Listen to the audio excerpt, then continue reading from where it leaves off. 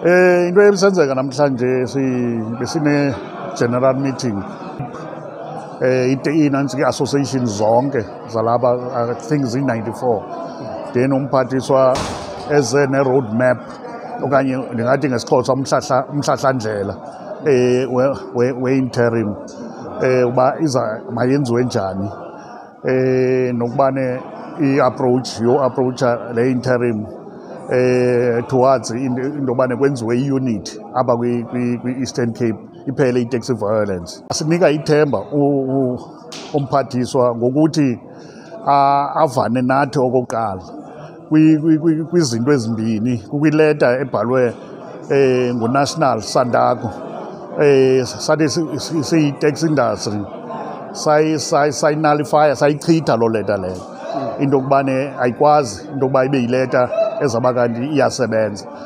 Nomphathiswa naye wayichitha loo leta leyo, esithi ke uzawubhalela i-structure esesingentla kule province.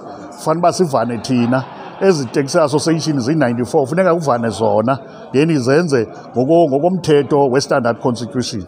Bakhona ke abantu abaye bachongwa abayi-22, si-structure esizawube silungiselela i-election i-interim structure okwethutyana. So sikhonsisa amalungu we-taxi industry ayi-24. Sinethemba ke into yokuthi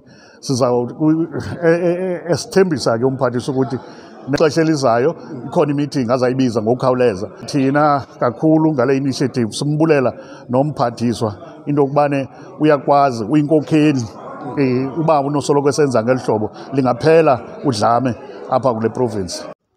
Umphathiswa wesebe lezithuthi eMpuma Koloni uxolile nqatha uthethe wenjenje kule ntlanganiso.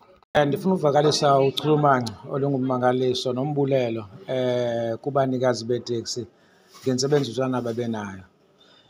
Njengoba ndithetha nje apha, izinto ebeziphambili ebendifuna uba zibe yimiphumela yale meeting ndizifumene zona.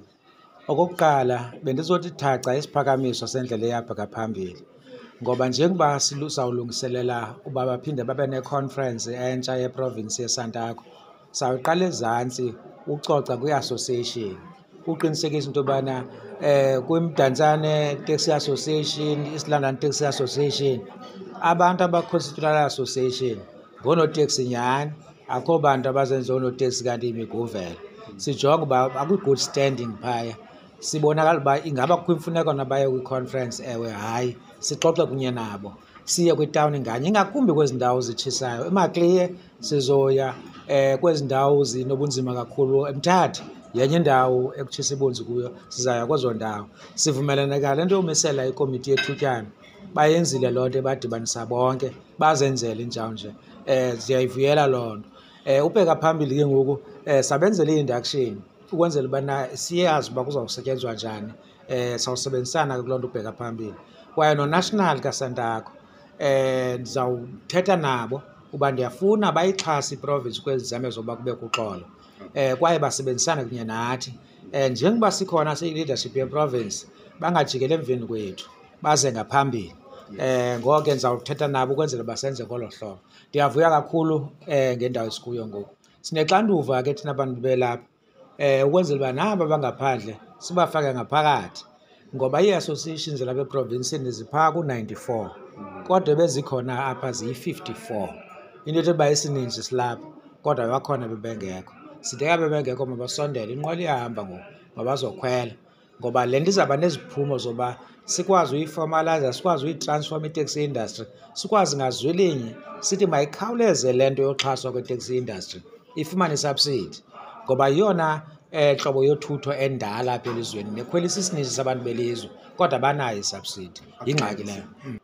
Kukusebenzisa umthetho, uhambe wenza into ezisemthethweni. Okwesibini, usebenze ngokuphandle, abantu bayazi ucinga njani, ungathethi lena wenze enye into ngapha. Yiyo ke le nto besikwazi usebenzisana.